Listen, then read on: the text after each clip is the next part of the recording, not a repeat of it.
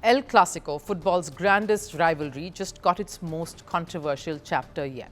Drama, aggression, chaos, and a war of words that's now spilling far beyond the football pitch. Real Madrid may have beaten Barcelona 2-1, but the real story wasn't written in goals. It was written in microphones, tweets, and headlines. Because this time it wasn't Madrid or Barca, it was Lamine Yamal versus all of Spain. The golden boy of Spanish football has suddenly found himself at the center of a national storm, and not for what he did on the field, but for what he said off it. In a Twitch podcast, Yamal called Real Madrid cheaters. One casual remark that has now become a full-blown controversy. Madrid fans went after him, Madrid players confronted him, even his own Spanish teammates have turned on him.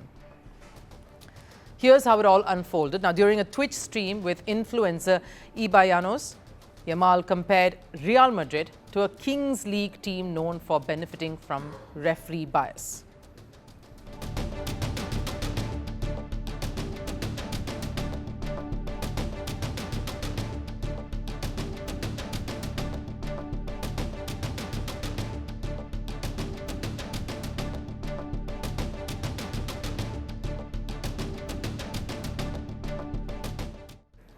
One word there, steal, and Spanish football exploded. Madrid supporters demanded an apology from Yamal. He was booed during the game, and on the pitch, things got heated, literally.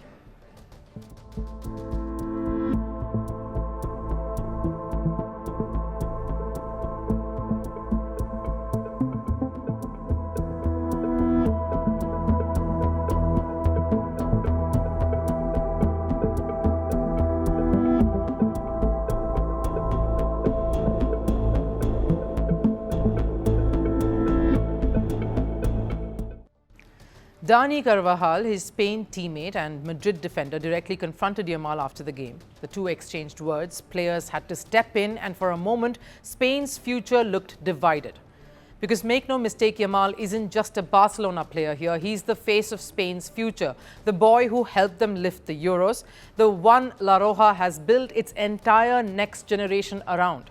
And yet here he was being booed by Spanish fans, called out by Spanish players, and reprimanded by legends. He sinned through youth and a lack of maturity in saying what he said. His words gave extra motivation to Madrid. But look, this isn't just about a podcast quote or a rivalry taunt. It's about how much weight a prodigy carries in modern football. Yamal is still a kid here, but one with the responsibilities of a national hero. And unlike Messi or Ronaldo, who used rivalries to fuel their legacy, Yamal is doing it in a country he represents. That changes everything. Because while Messi and Ronaldo could afford to stoke the rivalry back then, they weren't Spanish. Yamal is. When he takes on Madrid, he isn't just fighting a club here. He's fighting half of his country's fan base. And this isn't the first time he's been in the crossfires. Last year, Yamal was racially targeted during El Clasico. He's been booed, abused, and now publicly attacked online. So yes, the outrage isn't one-sided. It's part of a much deeper rot. A rivalry so intense, it's consuming its own future. But here's where things get dangerous. Because every time a young player like Yamal speaks up, he's being judged as harshly as anyone would a veteran. The system builds him up, calls him Spain's next Messi, but forgets to protect him when he crumbles under that pressure. Barcelona's history is full of prodigies who became legends. Messi, Iniesta, Xavi, but they had mentors, captains, and calm leadership around them. Yamal, he's surrounded by expectations, but not guardians. And that's where Spanish football is failing him. He's not being guided through fame, he's being thrown into its fire. When your teenage superstar is fighting his national teammates and dividing fan bases, it's no longer a player problem now, it's a systemic one. Because in modern football, passion has turned toxic and rivalries have become tools to destroy rather than inspire. So where does Yamal go from here? He can keep feeding the controversy, or he can do what legends always do. Let his football speak. Because you can garner fame overnight, but respect, that's earned over years, even from your fiercest rivals.